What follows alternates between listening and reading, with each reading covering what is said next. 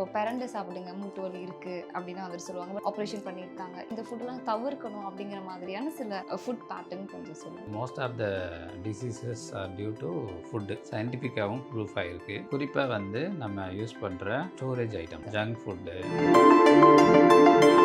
இது எப்படி எடுத்துக்கணும்னா, குறிப்பாக வந்து காமனாக கிடைக்கக்கூடிய உணவுகள் பார்த்தோம்னா மில்க் ப்ராடக்ட்ஸ். எல்லாருக்கும் தெரியும் மில்கில் கால்சியம் இருக்குன்னு. குறிப்பாக சொல்ல போனால் ராகி எடுத்துட்டோம்னா ஆல்மோஸ்ட் ஒரு 100 மில்லிகிராமில் உங்களுக்கு 350 மில்லிகிராம் ஆஃப் கால்சியம் வந்து இருக்குது. So it's almost more then fish. இன்னுமே ஆச்சரியப்படக்கூடிய ஒரு விஷயம் இருக்குது.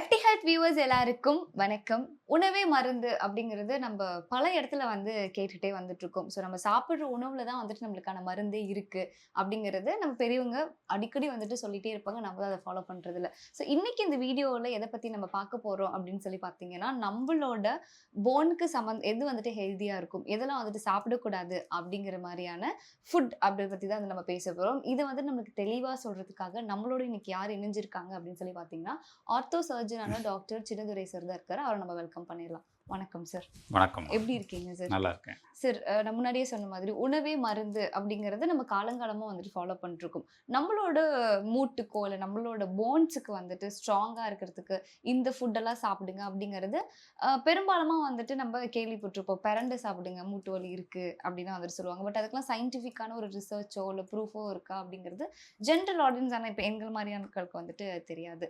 ஸோ இப்போ உங்களுக்கு தெரியும் என்ன மாதிரியான ஃபுட்டு வந்து நம்ம எடுத்துக்கலாம். இப்போ ஒரு ஆப்ரேஷன் பண்ணியிருக்காங்க, இந்த மாதிரியான ஃபுட் எடுத்தால் அது அதுக்கு சப்போர்ட் பண்ணும், இல்லை இந்த ஃபுட்டெல்லாம் தவிர்க்கணும் அப்படிங்கிற மாதிரியான சில ஃபுட் பேட்டர்ன்ஸ் ஃபுட்ஸ் இருக்கும்ல சார், அதை வந்துட்டு எங்களுக்காக கொஞ்சம் சொல்லுங்கள். கண்டிப்பாக.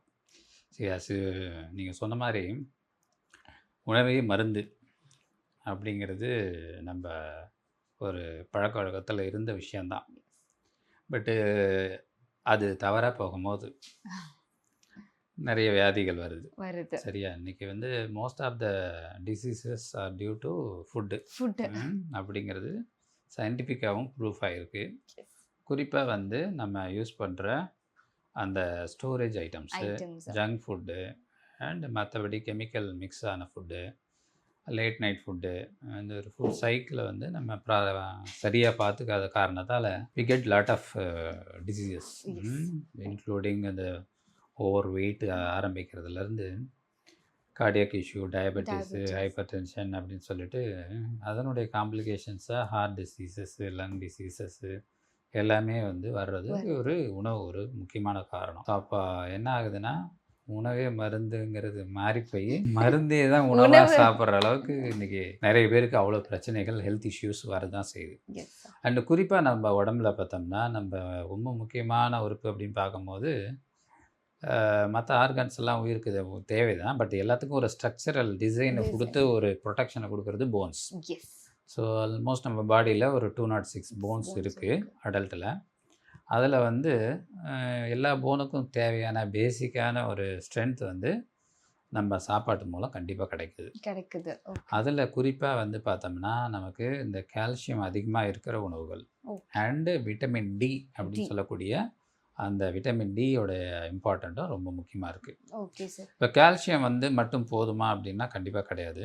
போன்ஸுங்கிறது பார்த்தீங்கன்னா உங்களுக்கு வந்து ஆர்கானிக் மேட்ரிக்ஸும் இருக்கும், இன்ஆர்கானிக் மேட்ரிக்ஸும் இருக்கும். ஸோ அதில் வந்து சாஃப்டான பார்ட்டும் உண்டு, ஹார்டான பார்ட்டும் உண்டு. அந்த ஹார்டான பார்ட் வந்து மெயின்லி மேடப் ஆஃப் கால்சியம் அப்படின்னு சொல்லக்கூடிய அந்த கனிமம். அந்த கால்சியம் வந்து பார்த்திங்கன்னா கால்சியம் ஹைட்ராக்சி அப்படைட் அப்படி கிறிஸ்டல்ஸாக இருக்கும். இதை தாண்டி நம்ம போனில் ஜென்ரலாக பார்த்திங்கன்னா ப்ரோட்டீன் இருக்கும், விட்டமின் சி இருக்கும், விட்டமின் கேவோட ரோல் இருக்கும், அயன் இருக்கும். அதை தாண்டி நமக்கு மற்ற சாஃப்ட்டு ஆர்கன்ஸில் வந்து சாஃப்ட்டு இன்ஆர்கானிக் மேட்ரிக்ஸில் கொலாஜன் அப்படிங்கிற இதுவும் இம்பார்ட்டண்ட்டாக அவசியப்படுது.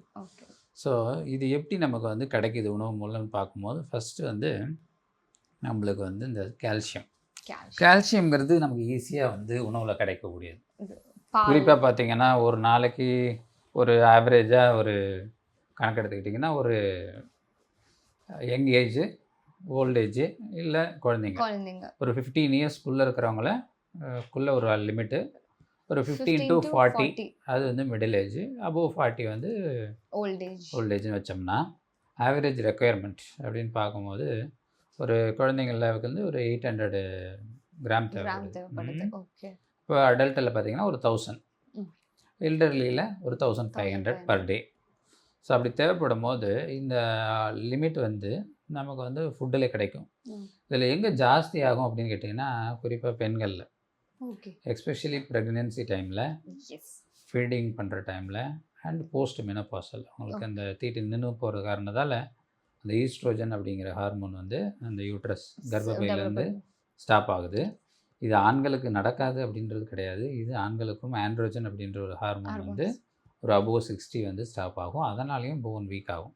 ஸோ அவங்களுக்கும் அந்த குவான்டிட்டி ஆஃப் ரெக்குயர்மெண்ட் வந்து ஜாஸ்தி ஆகும். ஸோ ஓவராலாக ஒரு ஹியூமன் லைஃப்பில் எடுத்துக்கிட்டிங்கன்னா அவங்களுக்கு வந்து ஒரு ஃபீமேலுக்கு especially maximum amount of calcium எப்போ தேவைப்படுதுன்னு பார்த்தீங்கன்னா ப்ரெக்னென்சி டைம் கூட கிடையாது, ஃபீடிங் டைமில் தான் தேவைப்படுது. ஸோ இது எப்படி எடுத்துக்கணும்னா குறிப்பாக வந்து காமனாக கிடைக்கக்கூடிய உணவுகள் பார்த்தோம்னா மில்க் ப்ராடக்ட்ஸ் எல்லாருக்கும் தெரியும். மில்கில் கால்சியம் இருக்குது. ஒரு 100 ml எடுத்துக்கிட்டிங்கன்னா ஒரு 125 கிராம் நமக்கு கிடைக்கும். ஸோ அதனால் வந்துட்டு மில்க் வந்து ஒரு குட் சோர்ஸ் தான். பட் அதை தாண்டி மில்க் மட்டும் இல்லாத மில்க் சம்மந்தப்பட்ட எது வேணாலும் நம்ம சாப்பிட்லாம். ஃபார் எக்ஸாம்பிள் தயிர், மோர், சீஸ் எடுத்துக்கிட்டிங்கன்னா அதில் ப்ரோட்டீனும் கொஞ்சம் சேர்ந்து வரும். ஸோ அந்த மாதிரி மில்க் ப்ராடக்ட்ஸில் எது வந்து நமக்கு ஒத்துக்குதோ அது எது வேணாலும் நம்ம கன்சியூம் பண்ணிக்கலாம். பட் அதை வந்து காஃபியோ டீயோவோ கலந்து எடுத்துக்காமல் அதை வந்து நம்ம வெறும் பியூர் மில்காவோ இல்லை மோராவோ தயிராவோ சீஸ் ஒத்துக்குச்சுன்னா அந்த மாதிரி எடுத்துக்கலாம். பட் சில பேருக்கு வந்து கண்டிப்பாக மில்க் அலர்ஜி இருக்கலாம்,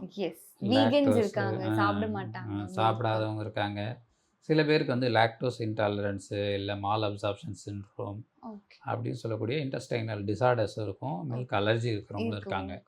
ஸோ அவங்களுக்கு ஆல்டர்னேட்டிவாக நமக்கு வந்து வெஜிடபிள்ஸ்லாம் நிறைய இருக்கும். வெஜிடபிள்ஸில் பார்த்தோம்னா நமக்கு வந்து சாதாரணமாக கிடைக்கக்கூடிய காய்கறிகள், இயற்கை உணவுகள், வெண்டைக்காய், கத்திரிக்காய் அண்ட் பீன்ஸ், கேரட், அதை தாண்டி முள்ளங்கி, நீர்ச்சத்து நார்ச்சத்து இருக்கிற காய்கறிகள் பார்த்திங்கன்னா உங்களுக்கு வெள்ளை பூசணிக்காய்ன்னு சொல்லுவாங்க இல்லையா, அது, சுரக்காய், புடலங்காய், இது எல்லாத்துலேயுமே வந்து அதிகப்படியான கால்சியம் இருக்குது. அதில் குறிப்பாக பார்த்திங்கன்னா சோயாபீன்ஸில் அவ்வளோ கால்சியம் இருக்குது. அதில் ஆல்மோஸ்ட் உங்களுக்கு 300 கிராம் வந்து 100 மில்லிகிராமில் கிடைக்கும். அது எது கூட கம்பேர் பண்ணுவாங்கன்னு பார்த்தீங்கன்னா, இது ஒரு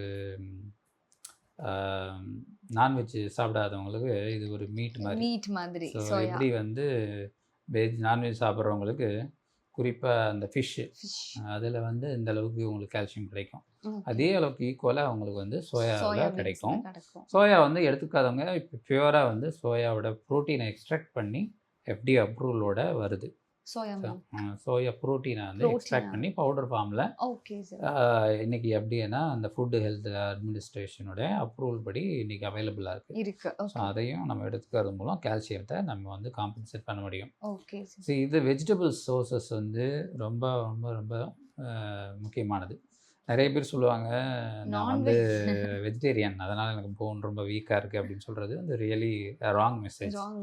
ஸோ இன்னும் சொல்லப்போனால் வெஜிடபிள்ஸில் தான் அதிகமாக இருக்குது. இன்னும் ஆச்சரியப்படக்கூடிய விஷயம் என்னன்னு கேட்டிங்கன்னா அந்த சீரியல்ஸ் அண்ட் பல்சஸ், தானியங்கள், பருப்பு வகைகளில் தான் ரொம்ப அதிகப்படியான கால்சியம் இருக்குது. அதுவும் குறிப்பாக சொல்லப்போனால் ராகி எடுத்துட்டோம்னா ஆல்மோஸ்ட் ஒரு 100 மில்லிகிராமில் உங்களுக்கு 350 மில்லிகிராம் ஆஃப் கால்சியம் வந்து இருக்குது. ஸோ இட்ஸ் ஆல்மோஸ்ட் மோர் தென் ஃபிஷ்ஷை விட அதிகமாக ராகியில் இருக்குது. இன்னுமே ஆச்சரியப்படக்கூடிய ஒரு விஷயம் இருக்குது. அதில் என்னென்னு கேட்டிங்கன்னா இந்த சிசிஎன் சீட்ஸ், இதில் black or white both are good only. But இதில் வந்து நீங்கள் ஒரு 100 மில்லிகிராமில் எடுத்திங்கன்னா ஆல்மோஸ்ட் 950 கிராம்ஸ் ஆஃப் கால்சியம் கிடைக்கும். ஸோ உலகில் இருக்கிற உணவு வகைகள்லேயே ரொம்ப அதிகமாக கால்சியம் உள்ள ஒரு உணவுன்னு பார்த்தீங்கன்னா உங்களுக்கு வந்து சிசிஎன் சீட்ஸ், எள்ளு தான். ஸோ அது எந்த ஃபார்மில் வேணால் நீங்கள் கொடுக்கலாம், குழந்தைங்களுக்கும் சரி பெரியவங்களுக்கும் சரி.